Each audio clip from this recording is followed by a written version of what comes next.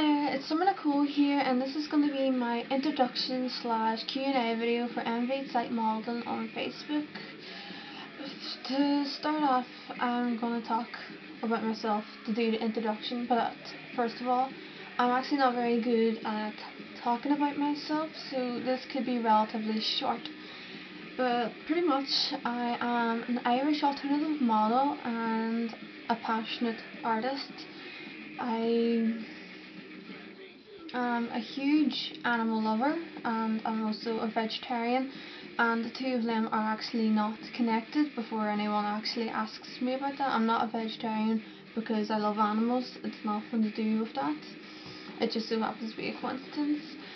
I've studied several things in college here, and I'm not really good at talking about myself. The best way to get to know me is to actually talk to me, so me making an introduction just doesn't seem to work. I can tell you random facts about myself, but I can't think of any random facts. I'm just gonna move on to the Q&A. So if you want to get to know me, talk to me. It's the best way to get to know me. But yeah, question time. Ali asked me where do I buy all of my clothes. I actually buy most of my things on eBay. I'm not a fan of shopping. I hate shopping.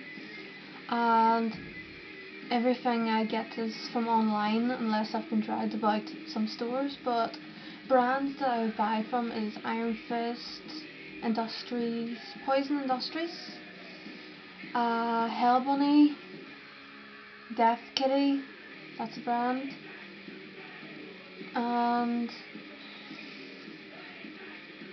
where else do I buy from? I don't know, mostly just eBay. I buy everything that I have is from eBay. I buy everything on eBay, not just my clothes, jewellery, hair accessories, shoes, everything I get is off eBay. Quest asked me where am I from. Well, if you can't tell by my accent, I'm from Northern Ireland, Londonderry, and that's in the UK for people that don't know where Northern Ireland are. Luke asked me, why are you so tall? I really wish I was tall. I am so short. I'm like 5'4", which is really short compared to most of my friends who just tower over me. Luke also asked me, have I ever been to London? Yes, I've been to London many times and I absolutely adore the city, and I'm really hoping to go back sometime soon. Mark asked me what tattoos do I have and what are the meanings behind them. I have some tattoos like on my forearms and on my arm here. I have script on both my wrists which says perfection and rejection. I have on this arm here, I have a like decayed rose that is actually the album art from The Used, which Alex Pardee is the artist, and I got that because of him. And then I have flowers here which are supposed to be cherry blossoms but don't really look like cherry blossoms. And I have a heart on the side of my arm. And the meaning behind them, well, I'll start with the rose because that's the shortest meaning. I'm a passionate artist and Alex Pardee is one of my main inspirations for my art, and I'm also a fan of the Used music, so I got that tattoo pretty much just because of those main things, because I like the Used and Alex Pardee is one of my main inspirations and artists. I got the cherry blossoms to indicate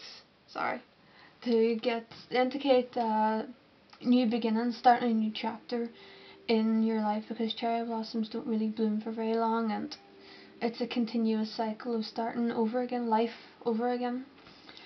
The perfection and rejection is actually something that's a part of a longer kind of motto that I used to go by, which is perfection asks for rejection, meaning that no matter how much that you seek perfection, you're just going to be turned down every single time until you learn that you're perfect in your own skin and that you shouldn't try to be perfect for the world. I got perfection and rejection tattooed on me because I used to try and be perfect for the world until I learnt that I already am in myself and so is everybody else. And I got the heart on my arm because I've always been told by family and friends that I wear my heart on my sleeve, so I thought it would only be appropriate to get a heart tattooed on my arm. And I have a lot more tattoos planned, and they all have meanings as well, or just things I really really like. So I'll probably do another video on that when I get those tattoos done. Catherine asked me, how many piercings do you have? What's your first piercing and how old were you when you got it? My first piercing was actually my ears, and I was 15 when I got them done. And it was actually out of a request from my mother that I got my ears pierced because I wanted my snake bites pierced for quite a while, since I was 13, 14, and she pretty much said that I couldn't get them done until I got my ears pierced. Respecting her decision and her request, I went and got my ears pierced, left them in until they healed, waited a few months, and then I took them out, and I didn't really regret it. I didn't want my ears pierced at this time in my life. I only did it out of a request. Then when I turned 16, I got my snake bites pierced, and it kind of just continued on. I only got my ears re-pierced last May along with my nose piercing. My favourite piercing at the moment, I like my nose piercing because I always wanted it done but was too scared to get it done because I thought it would really really hurt despite having all around my mouth pierced. But all of my piercings have been my favourite piercing at one stage or another because I've wanted all of them done like really really badly.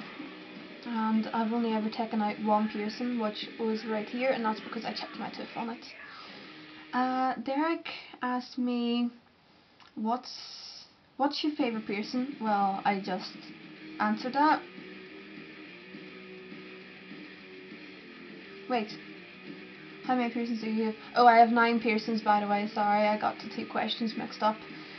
Well, I just answered that. My favourite piercing is my nose. What's your favourite band? Avenged Sevenfold have been my favourite band since I was really really young, but my music taste is constantly changing, so it varies. At the moment my favourite band that I enjoy listening to the most is actually Sister, and I like Get Scared, I like Motley Crue. It varies. It does vary. My music taste is constantly changing. What's your lucky number? I don't have one. I've never understood the whole idea behind lucky numbers. Where would you go for an oasis? I don't really understand that question. Do you mean like a holiday? Where would I like to go as an escape? Because I always think it'd be nice to go to like one of those small fishing villages with the beach and where everything's sunny and really nice and kind of the ones you get in games. But for countries I've always wanted to visit, I've wanted to travel the world, so there's a lot of places I want to see, but I've always wanted to go to Japan and America.